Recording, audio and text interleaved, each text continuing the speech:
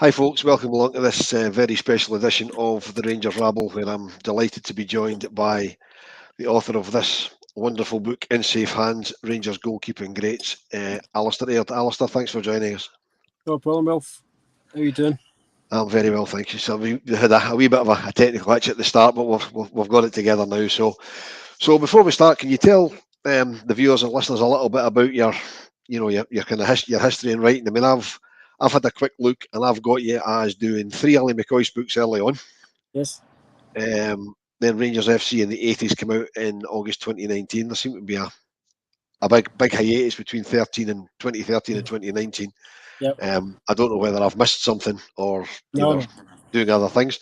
Then 3 books that I've actually read, and I'm not really much of a book reader, which is a bit silly when I'm interviewing an author. But Wilson on the Wing from 2020, the Davy Robertson book, The Quiet Man Roars from 21, and also from 2021, the Mark Haley book, Hitting the Mark.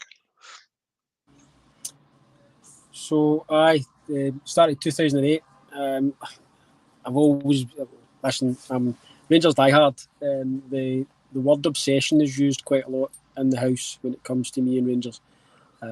So I was a season ticket holder, and then always been a bit of an anorak. Always liked to do a bit of a deep dive into the club's history and whatever. And in 2008, I just felt there'd been a bit of a gap. Ali had his autobiography out in '92, and a lot of stuff had happened since his autobiography had come out. So I thought, let's see how things go. Started sitting down at a keyboard and found that things flowed pretty well, and sort of joined up pretty well, and contacted a publisher who were interested in it, and it kind of took off from there. The McCoy's book spawned a couple of updates, just to bring things kind of up as current as possible. Then you're right, it was a bit of a hiatus, about 2012-13 onwards. Just career and family and that kind of stuff.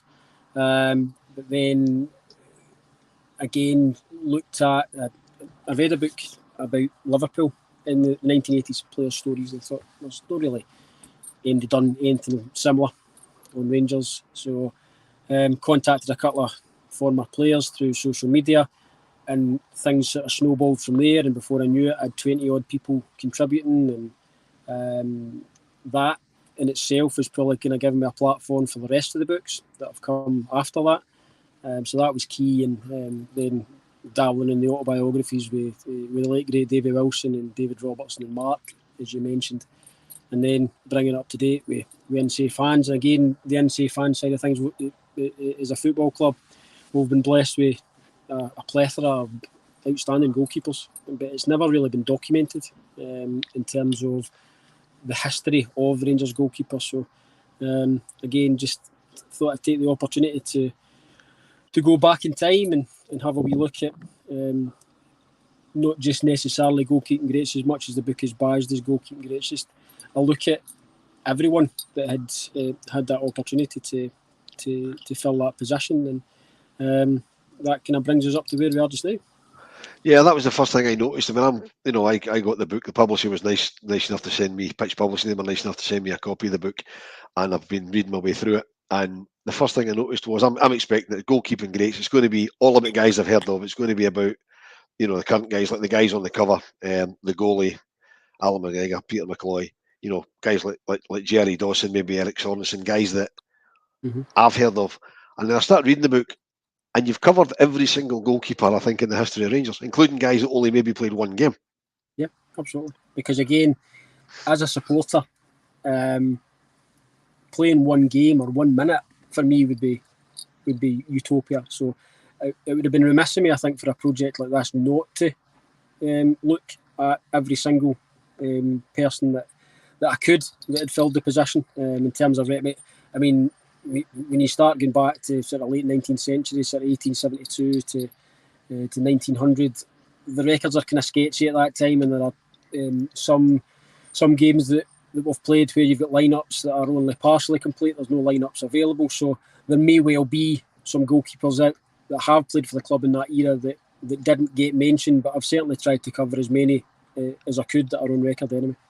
Yeah, that was going to be my next question. How difficult was it to find, details of guys from right back in the sort of the 1870s on to probably the mid 1900s. I would think. I don't think the detail would.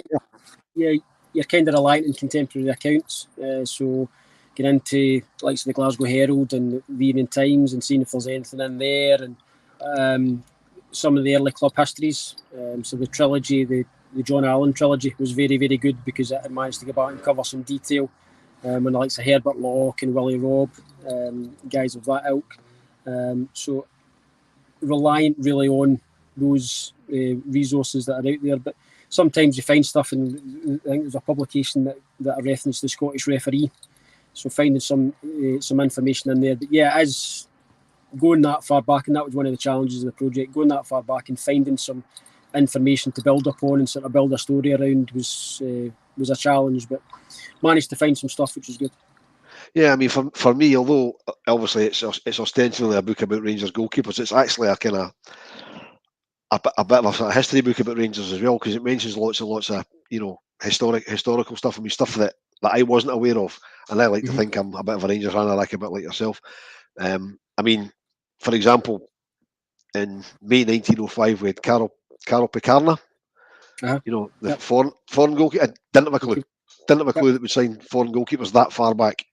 And again, that's just through just a wee bit of digging at the time and finding stuff. And even for me, I like to think that I've got a relatively decent working knowledge of the history of the club, but there are so many areas to explore and getting that depth and detail. And that then became the sort of goal of the project. It wasn't just going to cover those that people are aware of and people are familiar with. I was going to try and get into as much detail as I could, and even Karol Paranka there that you mentioned, some of the stuff in him, his time with Bayern Munich, and you don't necessarily associate Rangers players in Bayern Munich, and there's history between the clubs through European Cup Winners' Cup semi-finals, Champions League games, etc. And then there's a link that far back between the clubs as well. So finding that kind of stuff out's really enthralling for me.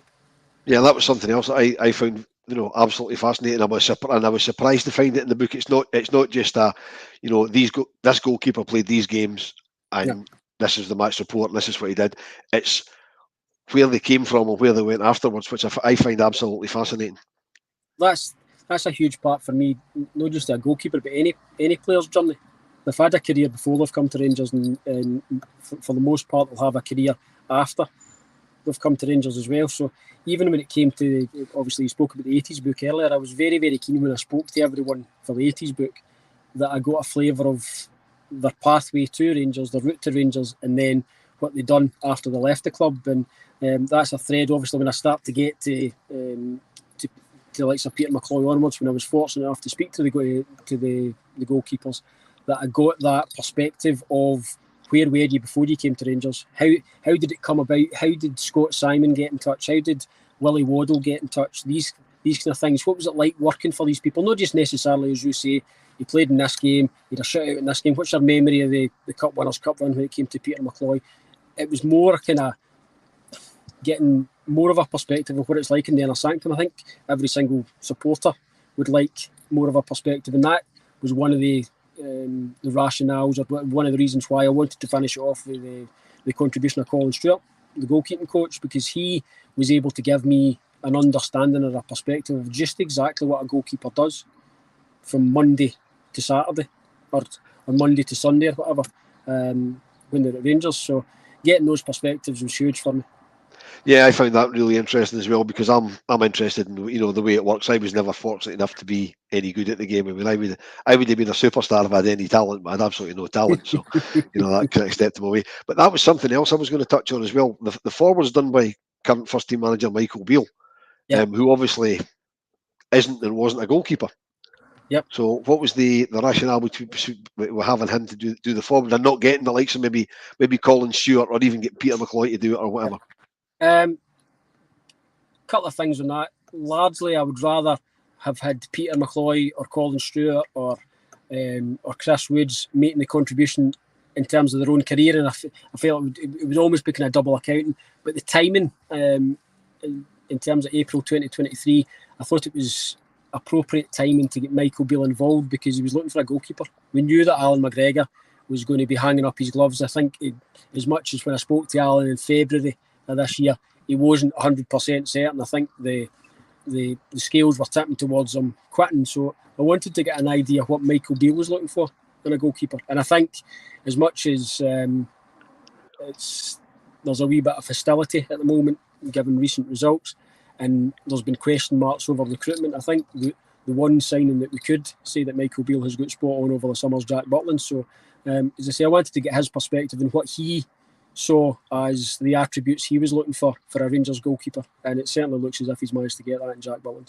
Yeah, I would say. I mean, obviously we can argue till we're blue in the face about the other 8 signings, but I mean, certainly Jack Butland has been the standout so far, and touchwood it stays that way. I don't want to focus too much on the contents of the book, because obviously the whole point is we want people to buy the book and read it, Yep. But I mean, I found some of the stuff in it that I wasn't aware of. Absolutely fascinating. I mean, going back to when Willie Robb was in goal. For a start, I'd never heard of him, which I'm quite embarrassed about. But he had 241 consecutive appearances. Incredible. And then I think the first game he missed was because he was in international duty. And that was a thing that kind of grabbed me as well. The fact that Scotland were playing and there was a full First Division card. Obviously at that time, for those that weren't aware, it wasn't a Premier Division at that time, it was First Division and Second Division. So Rangers were essentially playing a league game on the same day that Scotland were playing an international, be it against Wales, be it at Wembley, be it at Hampden.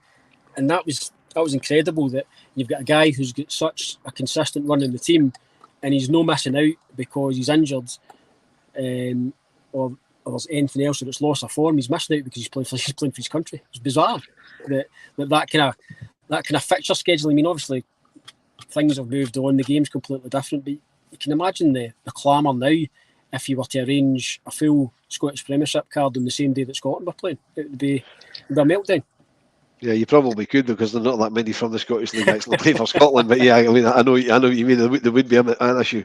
I mean, even other things like, Bobby Brown again, 265 games in a row between November 46 and April 52. You would never get that these days. I mean, that's absolutely incredible. It is, in fairness, one position. I know Walter in his second spell used to rotate between Alan McGregor and Neil Alexander for league, European ties, League Cup ties, Scottish Cup ties. It's not really a position that you do rotate, but you don't get that run now where somebody is injury free from suspension. But Bobby Brown again comes in off the back of arguably one of the greatest Rangers goalkeepers of the pre-war era, pre-World War II era, and Jerry Dawson, and it's seamless, the transition. And as you said, he plays such a remarkable run of games, and this isn't he. He's playing in league games, he's playing in Scottish Cup ties, he's playing in league games, he's playing Scottish Cup ties, he's playing friendly games, he's playing Glasgow Cup, he's playing in the Charity Cup. They don't miss games, and back then there's no substitutes, so he's playing 90 minutes every week, and that heavy ball and the heavy pitches and whatever, it's incredible. Just that kind of longevity and that consistent run of games for the club. Yeah, I mean, there's sort of that all the way through, and then as you come into the sort of the late 60s, early 70s, there's keepers that people are more likely to have heard of. Who likes a Peter McCloy, 16 years at the club, and he had I don't know 600-700 appearances, but he also, if it wasn't for the competition he had round about them from the likes of Stuart Kennedy, and if it wasn't for McCloy's own injuries, I mean, how many games would he have played given the length of time he was at the club? Incredible. And the thing about Peter McCloy is, as you alluded to there, number of appearances made for the club, the amount of time he was at the club. Yeah, when it comes to the debate, which invariably rages about the greatest ever Rangers goalkeeper, he's very rarely mentioned. And I don't know why that's the case, because he's the only Rangers goalkeeper in our history that's got a European winners' medal. And on top of that, he survived so many challenges to his position. Stuart Kennedy in particular, 74-75 from the top 10. Stuart Kennedy plays every single game in the league, and you're thinking Stuart Kennedy's going to kick on, he's going to be the number one now. Perhaps had history been a bit more kinder, then had Stuart Kennedy had the game against Wembley, the game against England at Wembley, the 5-1 game, in the close season, he may well have gone on, and history in Peter McCloy's time at Rangers may well not have been as long as it was, but he's still come in. He's then competed with Stuart Kennedy. He's seen off the challenge of Stuart Kennedy. Jim Stewart's come in early 80s. He's seen off the challenge of Jim Stewart. And it was only really when Nicky Walker came in, sort of 83, 84, that Peter McCloy started to play less and less for the first team. You've got to remember, by that time, Peter McCloy was 36, 37 years old. So at that time, that wasn't necessarily the age that a goalkeeper would necessarily play onto. So yeah, his contribution to the club's history, I think, is often overlooked. So that would lead me to a question I was going to ask you later. Is that one of the reasons that Peter McCloy's on the front cover, along with the goalie and Alan McGregor? I'll have to give credit to the cover design guys here. The cover design guys that Pitch worked with, Duncan Olner in particular. I was blown away with the cover. I didn't pick the pictures. Essentially, I just gave an idea of what I was looking for, and they come back with that. So obviously the goalie and Alan McGregor have to be on there, because as far as I'm concerned, that's where the debate centres around when it comes to certainly in the post-war era, the greatest ever Rangers goalkeeper. But Peter McCloy, because no one has played more games as a goalkeeper for Rangers, I think he merits being there as well. He merits being on the cover. But no, I can't take any credit for picking the pictures for the front cover. Right, because I mean, obviously you could have had guys like Bobby Brown, Jerry Dawson, all these kind of guys. Okay, it would have been black and white. It may be quite a nice contrast on the cover, but I think that cover is very. I mean, the way they've done it as well. The cover, as everybody can see, I think it's absolutely fantastic. As I said, Alistair, I don't want to go in too much into the content of it, but some of the things that you cover, it's just, some of the goalkeepers that were with us for a long, long time. Norrie Martin, 10 years at Rangers, no medals. I can't believe it. I mean, I'd heard of Norrie Martin. I knew he played games. No medals in 10 years. In that era, that's incredible.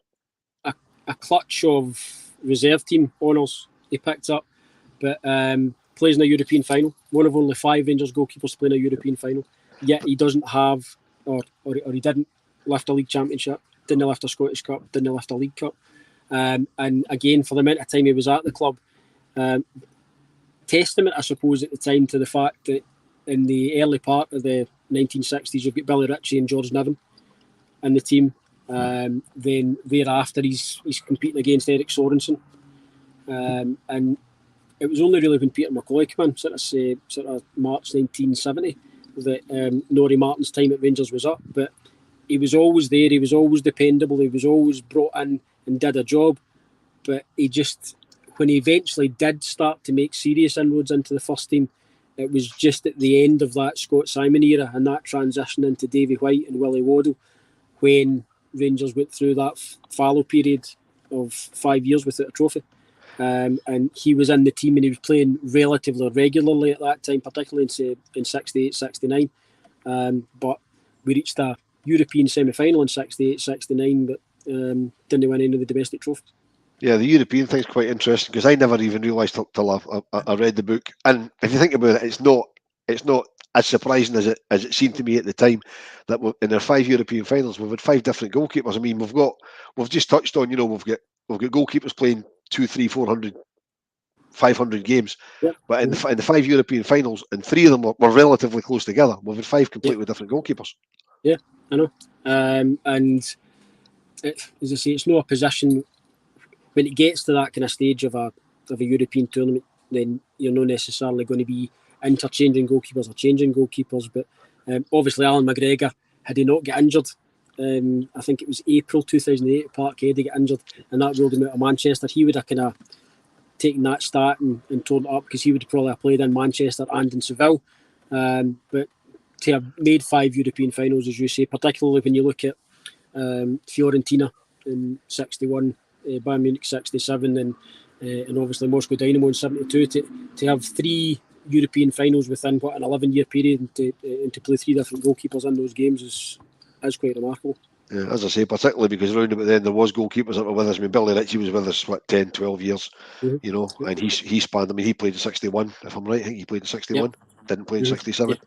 And obviously Peter played in 72. But I mean, bringing it a bit more up to date. One or two the stats that absolutely surprised me were the fact that Jesper Christensen only played 7 games. I mean, I was that's mean, Peter McCloy's my first Rangers goalkeeper. My first Rangers game was in 1983. Yeah, 1983. And Peter was my first goalkeeper. You know, so from then on, it's kind of my era, if you like. Yeah. And Jesper, I mean, I remember Jesper Christensen. I remember all the. I'm stunned he only played 7 games. My memory must be playing tricks with me, because that's, and again, Lionel Shaboni only played 35 games.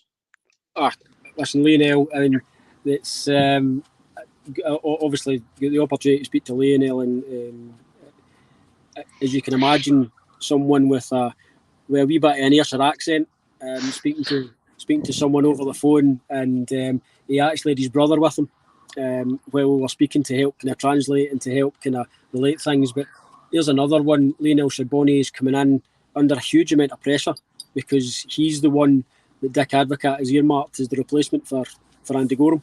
As much as we had Antti Niemi at the club at the time, obviously Advocaat felt that he needed to go with somebody else, and I hadn't realised until I actually spoke to Lionel that when he came to Rangers, he was rated as one of the top 10 goalkeepers in the world. So huge coup for the club to get him, but hugely unfortunate. If it wasn't for that injury against Leverkusen, then he was another one that you could quite conceivably have seen playing 200-300 games for the club, because he had shown in the early games. There was a save from Henrik Larsson in a 0-0 draw at Ibrox that was just outstanding, phenomenal save. And then, unfortunately for him, by the time he gets himself back fit, Stefan Klos has been signed. And Stefan Klos, again, when it comes to that debate, Stefan Klos is up there because remarkable consistency, cool, calm, collected. But Lionel Shaboni, really, really unfortunate, and largely down to Klos's consistency. When he's come back, or when he's come back for the knee injury, he just doesn't have a chance to get in. And that's one of the kind of unique things, I guess, about the goalkeeper. It's not as if you can play in another position. So you talk about versatility, somebody being able to play in all of the positions along the front three. If a centre forward gets injured, you're slotting somebody in, and then you're coming back and you can play on the right hand side. It's not like that with a goalkeeper. So Shaboni, unfortunately, as I say, probably should have played more times for us, but didn't. Jesper Christensen again came in for big money at the time, if I remember rightly. £2 million, I think, if I remember. Very highly thought of, but again, just down to circumstances.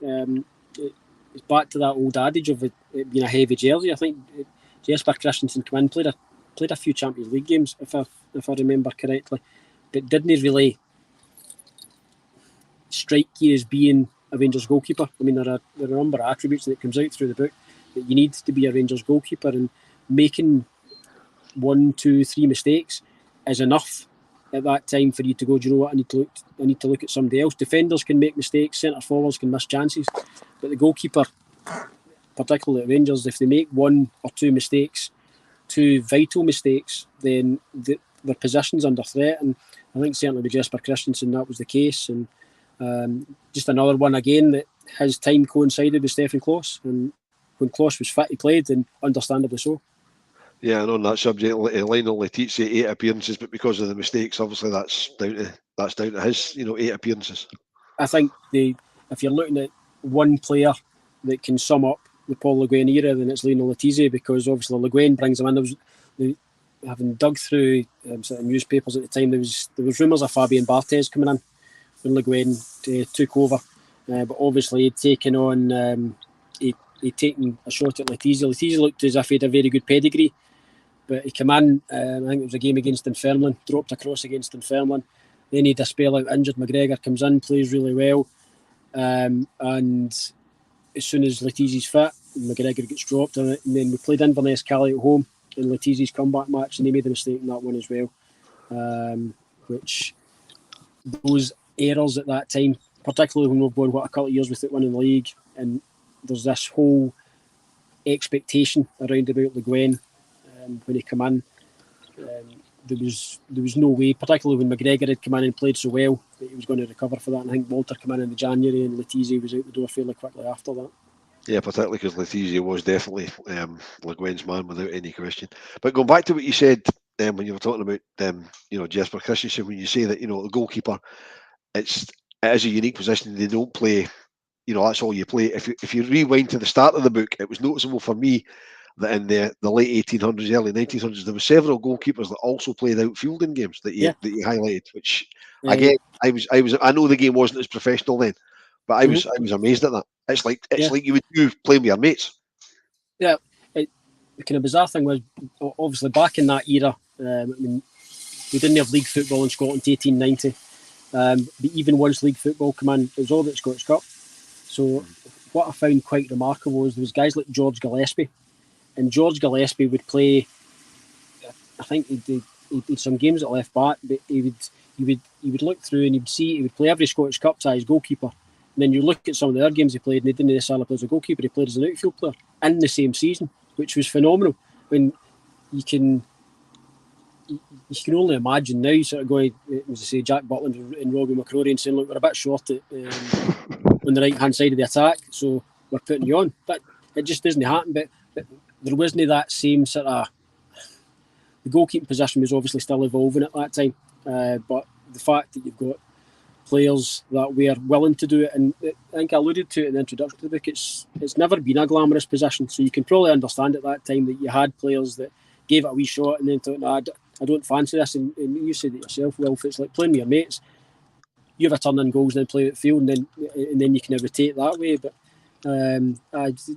another kind of fascinating facet of the goalkeeping position, that in the early days we were playing outfield, ostensibly outfield players in goals, and George Gillespie actually went on to be a Scottish international, became one of the kind of leading goalkeepers of the time, but played some of his career as an outfield player as well. Yeah, I just found that quite fascinating. I mean, but before I let you go, something else I want to touch on that I noticed again. I don't want to go too much into what's in the book because obviously, people are going to be spending their hard earned on it. A player I remember from my kind of formative years, Andy Bruce. I remember him flirting about the retired at 23. I mean, I often wondered what happened to Andy Bruce. And I know he's now he became a policeman, I think. But police officer, again, it's just competition at the time, I think. I mean, Andy Bruce was very highly regarded as a young goalkeeper at the club in the 1980s, but you've got likes of Jim Stewart, you've got Peter McCloy, you've got Nicky Walker in front of him. And even after, I think he left Rangers and went to Hearts. And when he went to Hearts, he was up against Henry Smith, another excellent goalkeeper. So I think he probably just got to a stage at 23 where he may well have felt that I'm not going to make the breakthrough. And it would have been interesting to speak to him. I didn't get the opportunity to do so. But he may well have taken the decision at that time, you know what, I can drop down the leagues, I can go first division, second division, whatever, and probably play regularly. But maybe he'd just fallen out of love with the game because he had a handful of opportunities to play games for Rangers, but he just couldn't sustain a run in the team. And that was arguably timing again for him because he's come in an era where Rangers are very much in transition. Coming out of the treble, the couple of treble seasons under Jock Wallace, under John Gregg, and then when Jock Wallace returned again.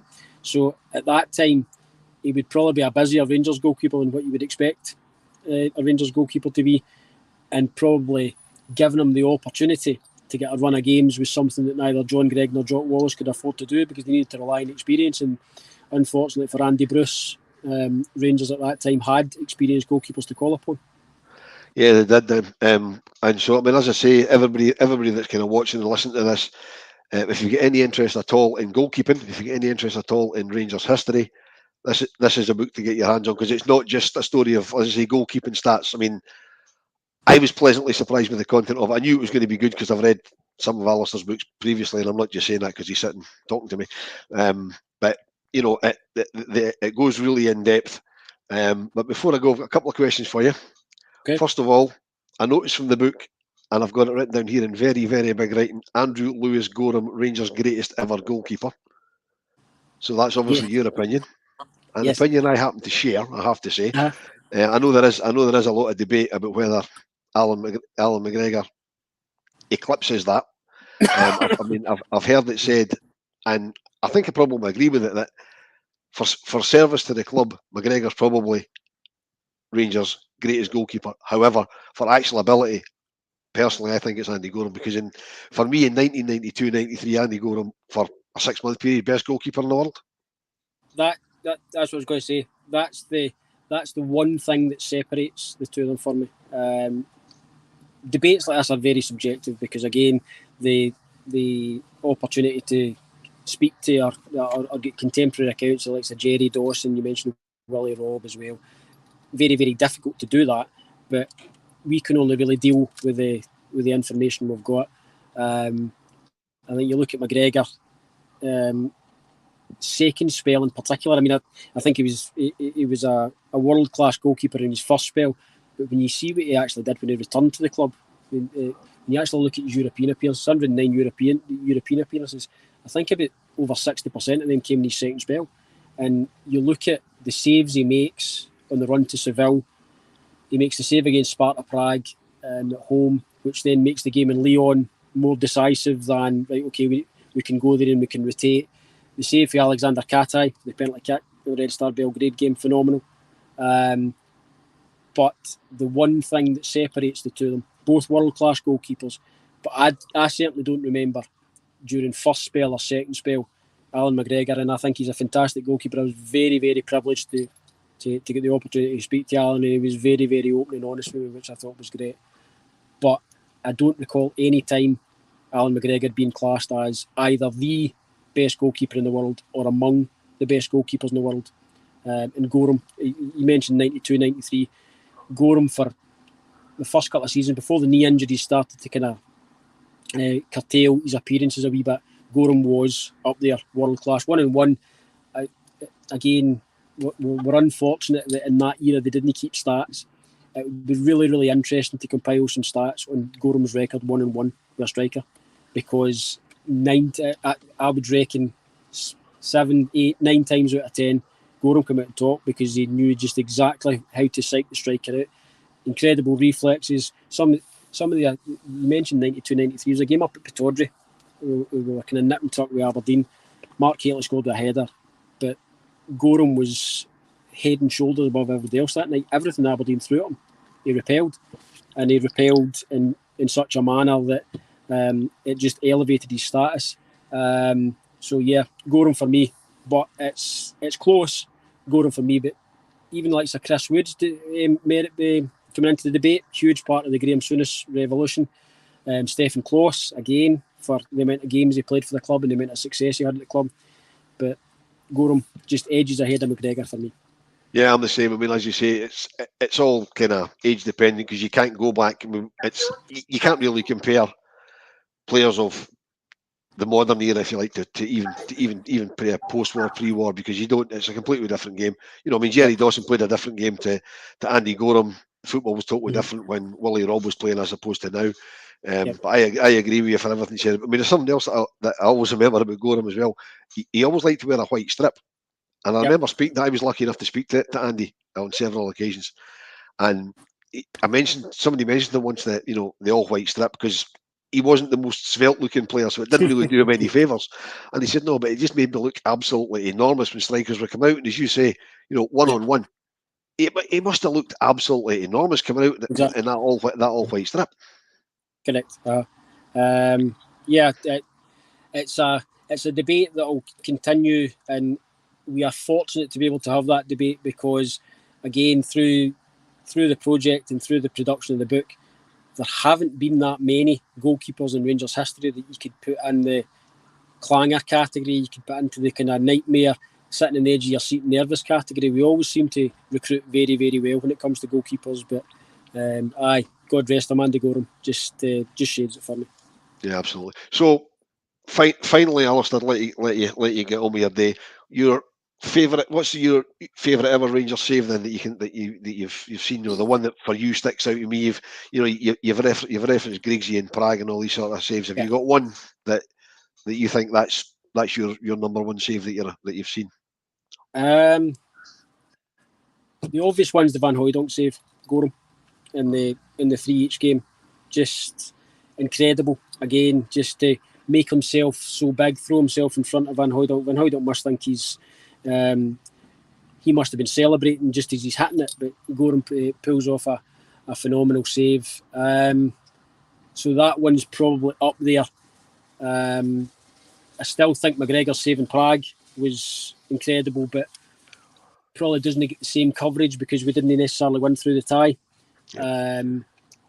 But yeah, Gorham's save for Van Hooijdonk is probably the top one that I can remember. Yeah, I'm probably agree with you. To me, it's between that and McGregor saving Bremen 2008. That was for me, that was some save. Aye, again, he's just in that position where he's got across his goal, and you don't know whether the Bremen strikers kind of caught him out the corner of his eye, and that's kind of put him off or whatever. But goalkeepers just guys like McGregor and Gorham, they just seem to get themselves in that position where they could get something on it, and there would be occasions where getting that touch wouldn't be enough, but they would still get something on it. And just it's just flashed into my mind just now when you talk about great saves. McGregor's save for Lee Griffiths in New Year in the 55 season, people don't talk about it. People don't necessarily reference it. They talk about the goals that we scored that year, Tavernier's contribution, Morella's, Roof, Jermaine Defoe. That save's huge, because I think I alluded to it in the book, as much as we were clear of Celtic that time, they had 3 games in hand, and had they won that game, I think the gap at the top of the table would have went to 4 points, and they would have the 3 games in hand. Admittedly, they still had to win the 3 games, but that would have given them momentum. And one of the huge reasons why they didn't win that game was McGregor's save for Lee Griffiths. He bent one towards the top corner, and McGregor just got something on it and diverted it onto the post. It was a phenomenal save. Yep. Then there's also the Alan McGregor save that he says he didn't get anything on, and the referee gave a corner, and he's going absolutely ballistic, saying I never touched it. You know what I mean? I think that happened, and that's the kind of remarkable thing sometimes with goalkeepers, McGregor in particular, that when they make a save like that, and then the referee gives a corner, that it's almost as if they don't want any credit for the save. They just want the goal kick. They just want the possession back, which I suppose is testament to their kind of professionalism and their will to win, or their focus in winning. But you'd like to think sometimes that they would just take credit for the vital contribution they've made. Yeah, absolutely. So I'm definitely going to let you go now. So where can people get hold of the book? I mean, it came out at the end of July. It is a thoroughly good read. I recommend it to anyone. It's in Pitch Publishing, so where can everybody get hold of it? You can get it directly for Pitch. You can order it from their website, usual retailers, Amazon, Waterstones, etc.